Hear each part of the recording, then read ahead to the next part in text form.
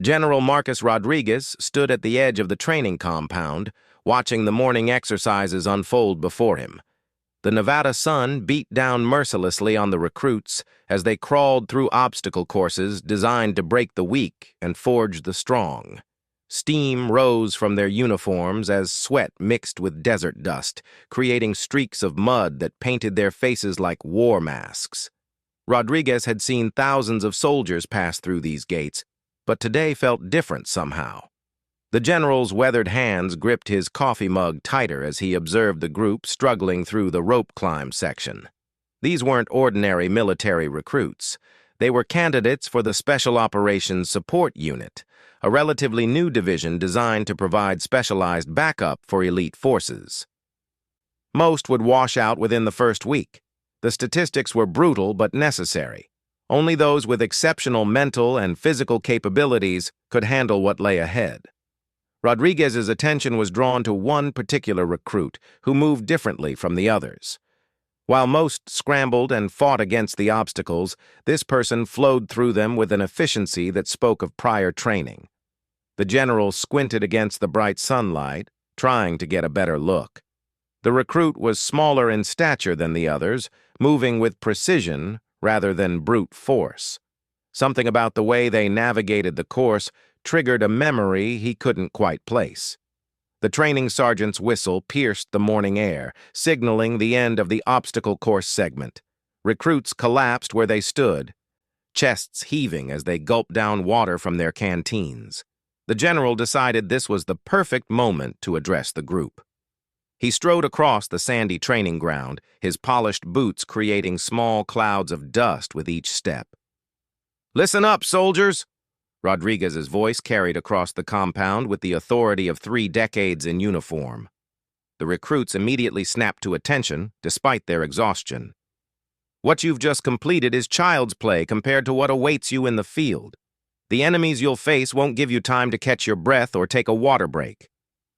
The general paced slowly in front of the formation, his keen eyes studying each face. In real operations, communication can mean the difference between life and death. Not just radio chatter or hand signals you learned in basic training. I'm talking about the kind of communication that happens when words fail, when technology breaks down, when you're operating in hostile territory with no backup. Rodriguez paused his pacing and faced the group directly. "There are signals used by our most elite units that most of you have never seen. Signals that can identify friend from foe in the darkness. Signals that can coordinate complex operations without a single word being spoken." His voice took on a more serious tone as he continued. "These aren't taught in regular military schools. They're passed down through the most exclusive brotherhoods in our armed forces." The recruits hung on every word, sensing they were being led in on something significant. The desert wind picked up slightly, carrying the scent of sage and distant mountains. Rodriguez reached into his shirt pocket and withdrew a small tactical light, the kind used for close-quarters operations. "For example," he said, holding up the device, "there's a specific light pattern used exclusively by Navy SEALs for silent identification in hostile environments." The general's thumb moved across the light's button in a deliberate sequence. 3 short flashes, followed by 2 long ones, then another short flash. The pattern was repeated twice more before he clicked the light off. "Only SEALs use that signal," Rodriguez stated with conviction. "It's part of their operational security protocols. If you ever see someone use this pattern in the field, you can be certain you're dealing with a SEAL operator. The pattern is taught during Hell Week and reinforced throughout their training. It's become as natural to them as breathing." The general tucked the light back into his pocket and resumed his pacing. "The reason I'm showing you this is because in your future assignments, you may find yourselves working alongside various special operations units. Knowing how to identify these signals could save your life or the lives of your teammates. Trust is earned through understanding, and understanding comes through knowledge." One of the larger recruits raised his hand tentatively. Rodriguez nodded for him to speak. "Sir, Are there different signals for other units like Delta Force or Army Rangers? The question drew murmurs of interest from the rest of the formation. That's classified information, soldier, Rodriguez replied firmly. What I've shared with you today about the SEAL signal is already more than most personnel ever learn. The point is to understand that elite units operate with their own protocols and procedures. Your job is to support them effectively while maintaining the highest level of professionalism. The morning sun had climbed higher, casting shorter shadows across the training ground. Rodriguez could see the enthusiasm in the recruits' eyes as they absorbed this glimpse into the world of special operations. Many of them had probably dreamed of becoming SEALs or Green Berets themselves, but found themselves in this support role instead. He wanted them to understand the critical importance of their mission. Excellence in support operations requires the same dedication and precision as frontline combat, the general continued. You may not be the ones kicking down doors or conducting deep reconnaissance, but your work enables those missions to succeed. Every piece of equipment you maintain, every communication you relay, every detail you get right contributes to the safety and effectiveness of our elite warriors. As Rodriguez spoke, he noticed movement in his peripheral vision. The recruit who had caught his attention during the obstacle course was shifting slightly, and something about their posture had changed. It was subtle, almost imperceptible, but Rodriguez's years of experience had taught him to notice such details. The person's stance had become more alert, more focused, as if his words had triggered some kind of recognition or memory. The general made a mental note to keep an eye on this particular recruit. There was something different about them, something that set them apart from the others in ways beyond their impressive physical performance. Military intuition, developed over decades of leadership, was telling him there was more to this person's story than what appeared in their file. Rodriguez concluded his address by emphasizing the honor and responsibility that came with their potential roles. You are here because you've demonstrated exceptional ability and character. Don't let that go to waste. Training will only get more difficult from here, but those who persevere will find themselves part of something much larger than themselves. As the recruits were dismissed for their next training segment, Rodriguez lingered on the training ground, watching them file toward the equipment shed. His eyes followed the mysterious recruit, noting again the fluid, efficient way they moved. Something was nagging at the back of his mind, a feeling that he was missing an important piece of information. The desert heat shimmered above the sandy ground as the general finally turned to head back toward the command building. Whatever secrets this training cycle might reveal, he was certain it would be more interesting than most. The feeling that something significant was about to unfold grew stronger with each step he took away from the formation. 3 days later, Rodriguez found himself reviewing personnel files in his office when a knock interrupted his concentration. The afternoon sun streamed through the blinds, casting long shadows across his desk covered with training reports and evaluation forms. Outside, the sound of helicopters conducting flight training exercises provided a constant background hum that had become as familiar as his own heartbeat. "Enter," he called out, not looking up from the stack of documents. The door opened and closed with military precision, followed by the sound of boots coming to attention. When Rodriguez finally raised his eyes, he found himself looking at the recruit who had been occupying his thoughts for the past few days. "Recruit Thompson reporting as requested, sir," came the crisp response. The voice was steady, controlled, with just the slightest hint of an accent Rodriguez couldn't immediately place.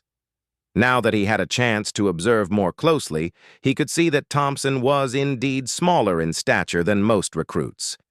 But there was something in those eyes that spoke of experience far beyond the age listed in the file. Rodriguez leaned back in his chair and studied the young soldier standing before him. "At ease, Thompson. Please have a seat." He gestured to the chair across from his desk. "Your instructors tell me you've been performing exceptionally well in training. Top marks across the board." Thompson settled into the chair with the same fluid grace Rodriguez had noticed on the training ground. "Thank you, sir. I'm committed to giving my best effort." The response was professional but guarded, as if carefully chosen words were being used to avoid revealing too much. "Your file here says you enlisted straight out of college," Rodriguez continued, flipping through the papers. "Degree in International Relations from Georgetown. Impressive academic record. Tell me, what made you decide to join the military instead of pursuing a career in diplomacy or government service?" For just a moment, something flickered across Thompson's face. It was gone so quickly that Rodriguez almost missed it, but his trained eye caught the subtle change in expression. "I wanted to serve my country in a more direct way, sir. Academic study of international affairs seemed less important than actual field work?" The general nodded slowly, but something about the answer felt rehearsed, too polished. He decided to probe a little deeper. "Your physical performance has been remarkable. The obstacle course times, weapons proficiency, tactical awareness. That kind of skill usually comes from extensive training. Where did you develop such capabilities?" Thompson's posture remained perfectly military, but Rodriguez noticed the slightest tension in the shoulders. "I was active in athletics throughout college, sir. Rock climbing, martial arts, competitive swimming. I maintained a rigorous fitness routine." Rodriguez set the file aside and leaned forward slightly. "College athletics are one thing, but some of your instructors have mentioned that your tactical instincts seem almost intuitive. You move through exercises like you've done them before. That's unusual for someone with no prior military experience." The silence that followed lasted just a few seconds too long. Rodriguez had conducted enough interrogations to recognize when someone was choosing their words very carefully. Thompson's eyes remained fixed on a point just over the general's shoulder, a technique often used to maintain focus while under questioning. "I've always been a quick learner, sir. I study the other recruits and try to apply what I observe." Another carefully neutral response that revealed nothing while appearing to answer the question. Rodriguez decided to change tactics. "You know, Thompson, in my experience, there are two types of soldiers who excel the way you have. The first type are natural athletes with exceptional instincts and dedication. The second type are individuals who already possess training and experience they're not talking about." He paused to let that sink in. "Which category do you think you fall into?" This time the silence stretched longer. Rodriguez could see internal calculations being made, weighs and measures being considered. Finally, Thompson spoke. "I believe my performance speaks for itself, sir. I'm here to serve to the best of my ability." The general smiled slightly. It wasn't necessarily a warm smile, but rather the expression of someone who had just confirmed a suspicion. "Indeed it does. Your performance speaks very eloquently." He stood up and walked around to the front of his desk, partially closing the distance between them. "I'm going to ask you something, and I want you to think carefully before you answer." Rodriguez's tone became more serious. "Have you ever had any contact with Special Operations personnel? Any training or interaction outside of what's documented in your official record?" Thompson's jaw tightened almost imperceptibly. "No, sir. My background is exactly as stated in my file." Rodriguez nodded as if accepting the answer, then walked over to the window overlooking the training compound. In the distance, another group of recruits was struggling through the afternoon exercises. The heat waves rising from the desert floor created a shimmering effect that made the figures appear to dance. "You know," the general said without turning around, "I've been thinking about our conversation the other day, about those special signals I mentioned." He kept his voice casual, conversational. "The SEAL identification pattern. I've been wondering if I should have been more careful about sharing that information." "Sir?" Thompson's voice remained steady, but Rodriguez caught the subtle change in tone. "Oh, it's probably nothing," Rodriguez continued, still looking out the window. It's just that such signals are considered highly classified. Sharing them with unauthorized personnel could be seen as a security breach, but then again, everyone present was cleared for training at this level. Rodriguez turned around to face Thompson directly. The thing is, operational security protocols exist for good reasons. Those signals aren't just random patterns. They're carefully designed to prevent unauthorized use. The consequences for someone misusing such a signal could be quite severe. He moved back to his desk, but remained standing, creating a subtle sense of authority and pressure. For example, if someone were to use that SEAL pattern in a real operational environment without proper authorization, it could put actual SEAL teams at risk. False identification signals can compromise missions and endanger lives. Thompson's hands remained folded in lap, but Rodriguez noticed the knuckles had gone slightly white. I understand the importance of operational security, sir. Good, good, Rodriguez nodded. Of course, the real test of someone's understanding isn't what they say, but how they behave when they think no one is watching. He reached into his pocket and withdrew the tactical light again. Sometimes the most revealing moments come when people respond instinctively. The general moved closer to Thompson's chair, holding the light in a casual manner. Reflexes can be very telling, don't you think? Years of training create automatic responses that are difficult to suppress, even when someone is trying to maintain a cover identity. Rodriguez could sense the tension in the room increasing, though Thompson's expression remained carefully neutral. The afternoon light streaming through the window had shifted, creating a more dramatic contrast between light and shadow in the office. "Tell me, Thompson," the general said softly, "what do you think would happen if I were to activate this light in a specific pattern right now, just as a test of reflexes and recognition?" For the first time since entering the office, Thompson's eyes moved to look directly at the general.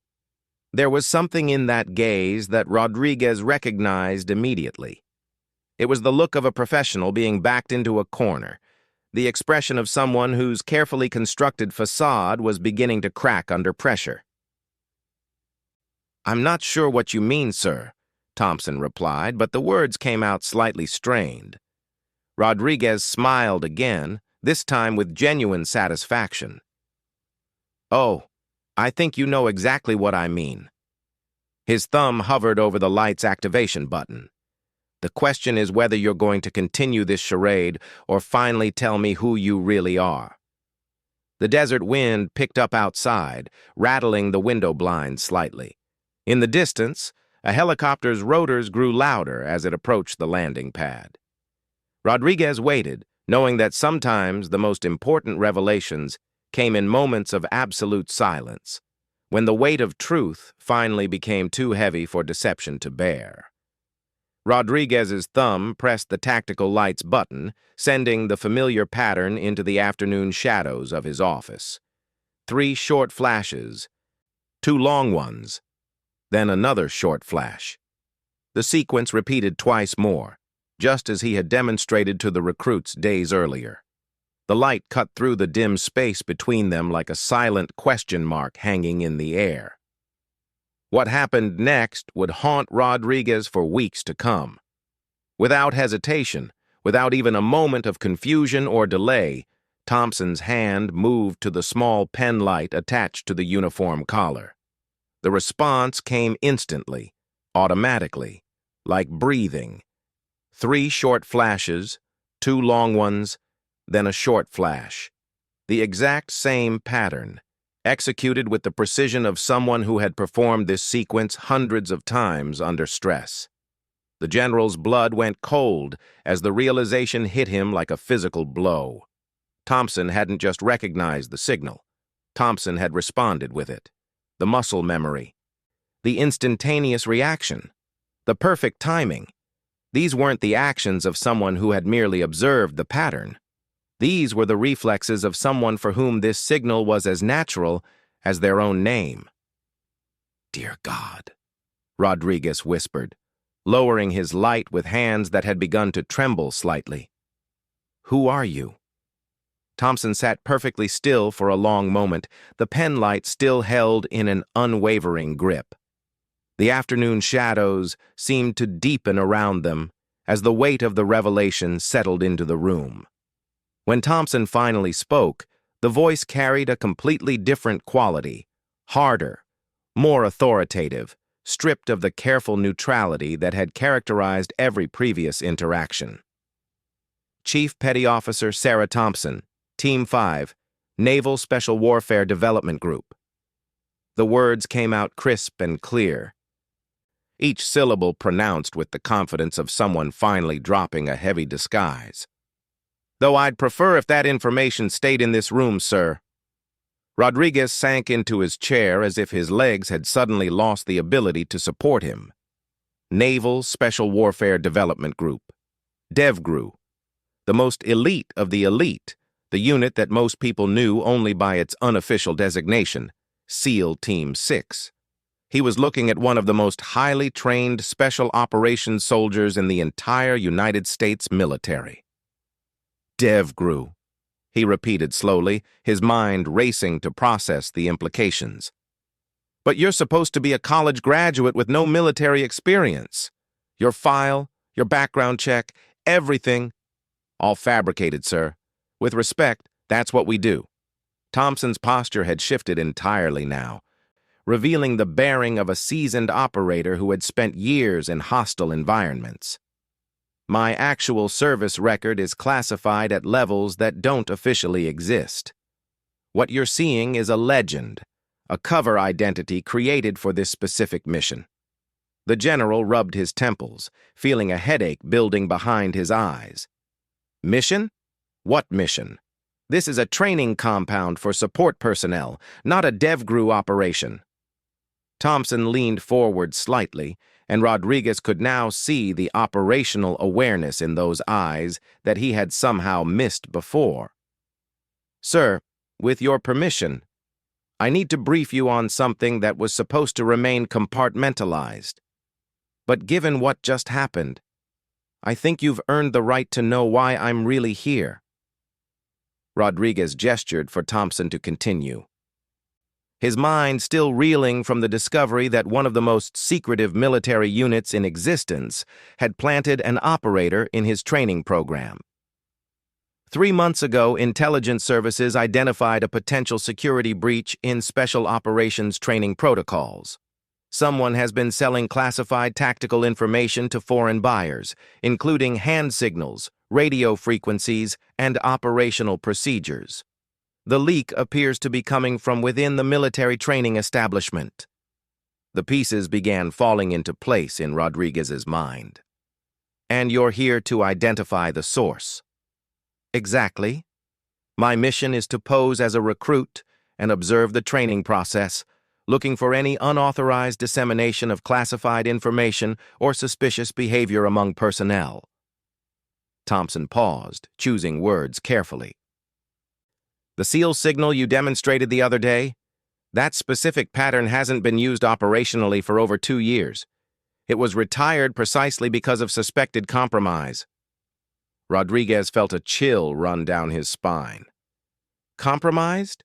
But I learned that signal from—" He stopped abruptly as the implications hit him. "Commander Harrison, he taught it to me during a joint operations briefing last year." "Commander Harrison is currently under investigation by Naval Criminal Investigative Service," Thompson said quietly. "He's suspected of being one of the primary sources of leaked information. The signal you demonstrated is actually a test pattern that NCIS has been tracking to see where it surfaces." The general's hands clenched into fists as anger began to replace shock. "You're telling me I've been unknowingly participating in some kind of counterintelligence operation? That I demonstrated a compromised signal to a room full of recruits because someone fed me false information?" "Not false, sir. Deliberately planted. Commander Harrison has been feeding outdated or test signals to various training personnel to see how they propagate through the system. Your use of that pattern actually helps NCIS track the information flow and identify potential security risks. Rodriguez stood up and walked back to the window, his mind processing the betrayal he felt. He had trusted Harrison implicitly, had considered him a colleague and friend. How long have you known that I was going to use that signal? We didn't know for certain, but it was considered likely based on Harrison's previous interactions with training commanders. My cover was specifically designed to be present during any demonstration of compromised protocols. Thompson's voice carried a note of sympathy. For what it's worth, sir, you're considered a victim in this situation, not a suspect. The helicopter outside had landed, and Rodriguez could hear the engines winding down. The normal sounds of base operations continued around them, but inside this office, the world had fundamentally changed. The general felt as though everything he thought he knew about his position and responsibilities had been turned upside down. "The other recruits," Rodriguez said suddenly, turning back to face Thompson. "Are any of them real?" "All real, sir. I'm the only plant in this training cycle. The others are genuine recruits who deserve the best training possible. That's actually part of why this mission is so important. These future support personnel need to work with accurate, current information, not outdated signals that could get them killed in the field." Rodriguez walked back to his desk and sat down heavily. "What happens now? Do I continue training as if nothing has happened? Do I report this conversation to my superiors?" "With respect, sir, your superiors already know about my presence here. General Patterson authorized this operation directly. Your reaction today actually provides valuable intelligence about how personnel respond when they unknowingly encounter compromised information." The afternoon light had begun to fade, casting longer shadows across the office. Rodriguez looked at the young woman sitting across from him, trying to reconcile the image of a college graduate recruit with the reality of a DevGru operator. "How old are you, really?" 28, sir. I've been with the teams for 6 years, deployed to Afghanistan, Syria, and several locations that remain classified. This is actually one of the more challenging assignments I've received, because maintaining a cover identity for extended periods requires a completely different skill set than direct action operations. Rodriguez shook his head in amazement. 6 years with DevGru. That means you've seen combat that most soldiers never even hear about. And here you are, pretending to be nervous about obstacle courses. Thompson smiled for the first time since entering the office. And Rodriguez caught a glimpse of the person beneath the operator facade. The obstacle courses are actually quite relaxing compared to some of my previous work environments, though I admit it's been challenging to deliberately perform below my actual capabilities. "I noticed you were holding back," Rodriguez admitted. "Your movement patterns were too efficient, too practiced. I knew something was different about you from the beginning." "That's actually quite perceptive, sir. Maintaining believable cover while still demonstrating enough competence to advance in training is a delicate balance. I may have erred too far toward efficiency." The general leaned back in his chair, finally beginning to process everything he had learned. "So, what happens with the investigation? When will you know if you've identified the security breach?" "The operation is ongoing, sir. My presence here is just one component of a larger investigation involving multiple training facilities and personnel. However, your inadvertent use of the compromised signal has provided valuable data about information distribution patterns." Rodriguez felt a mixture of emotions: betrayal over Harrison's suspected treachery, admiration for Thompson's professionalism, and concern about the broader implications for military security. "Will the other recruits ever know about this?" "They don't need to know, sir. Their training should continue normally. If anything, this experience demonstrates the importance of the work they'll be doing. Supporting special operations requires the highest levels of security awareness and professional competence." As the day's final light faded outside, Rodriguez reflected on how much his understanding had changed in the span of a single conversation. The woman sitting across from him represented everything he respected about the military: dedication, professionalism, and sacrifice in service to something greater than oneself. "Chief Thompson," he said formally, "I want you to know that regardless of the circumstances that brought you here, I'm honored to have had the opportunity to observe your work. The level of skill and commitment you've demonstrated, even while maintaining cover, is exemplary." Thompson stood and came to attention. "Thank you, sir. And for what it's worth, this training program is producing exceptional personnel. The recruits here are receiving some of the best instruction I've observed anywhere in the military." Rodriguez stood as well and extended his hand. "Good luck with the rest of your mission, Chief. I hope you get the answers you're looking for." As Thompson shook his hand, the general realized that this chance encounter had taught him more about the nature of trust, security, and deception than 20 years of formal military education. The war for information never ended. It simply moved to different battlefields. After Thompson left his office, Rodriguez sat alone in the gathering darkness, contemplating the invisible networks of loyalty and betrayal that existed within every organization. The tactical light lay on his desk, its innocent appearance masking the complex web of counterintelligence operations it had inadvertently revealed. Outside, the evening training exercises were beginning, and the cycle of preparing warriors for an uncertain world continued uninterrupted. But for Rodriguez, nothing would ever look quite the same again.